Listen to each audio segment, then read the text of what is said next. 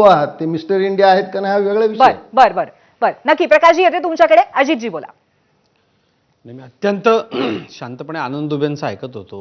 आनंदजी, नेमकं घडलंय काय, आपण म्हणताय काय, घोडेबाजार कधी होतो? आणि मी महाजन साहेबांच्या वक्तव्याशी अतिशय सहमत आहे. तुमच्या सहकारी जे तुमच्यासोबत निवडणूक लढून निवडून आले त्यांना घोडे संबोधता तुम्ही. ज्या वेळेला सत्तेचं एखादं पद मिळवण्याकरता त्या ठिकाणी निवडणुकीमध्ये एकमेकांच्या लोकांना विकलं किंवा खरेदी केलं जातं त्यावेळेला तो घोडेबाजार होतो. इथं काय घडलंय हो आनंदजी?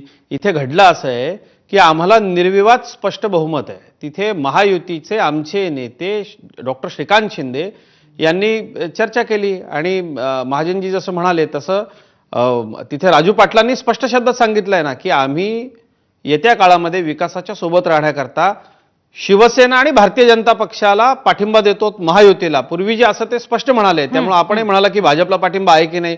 तर तुम्ही तुमच्याच आता मी कार्यक्रमाच्या सुरुवातीला जी राजू पाटलांची प्रतिक्रिया दिली त्यातलं वाक्य आपल्याला सांगतो. आनंदजी, तुमची मंडळी 2.5 वर्ष आम्ही सत्तेमध्ये नव्हतो, भारतीय जनता पक्षाचा एक कार्यकर्ता सुद्धा फुटला नाही, तुमच्याकडे आला नाही. तुमच्या लोकांना तुम्हाला सांभाळता येत नसेल तर तुम्ही इतरांवरती आरोप करता. यानं तुम्ही स्वतःच हसं करून घेता असं तुम्हाला वाटत नाही? आनंदजी, आपण थोडंसं थांबूया. थोडक्यात बोला बोला बोला थोडक्यात. घोडे बाजारचे माझा जे संदर्भ आहेत त्यांच्या हे चुकीच्या हे करतात. घोडे बाजार म्हणजे कसं आहे, अंबरनाथ मध्ये तुम्ही काय केले, एक मिनिट, अंबरनाथ मध्ये तुम्ही काय केले? ते घोडे बाजार नव्हता का? काँग्रेसचे बालानगरसेवक फोडले. तुम्ही अकोलाचे अकोटमध्ये काय केले हो MIM सोबत?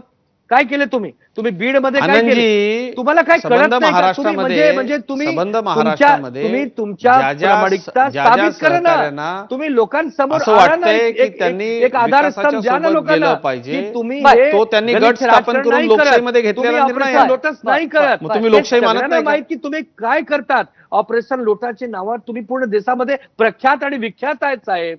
सगळ्यांना माहित आहे तुम्ही कोण आहे, काय करू शकतो. सत्तेसाठी तुम्ही विकासासाठी म्हणतात.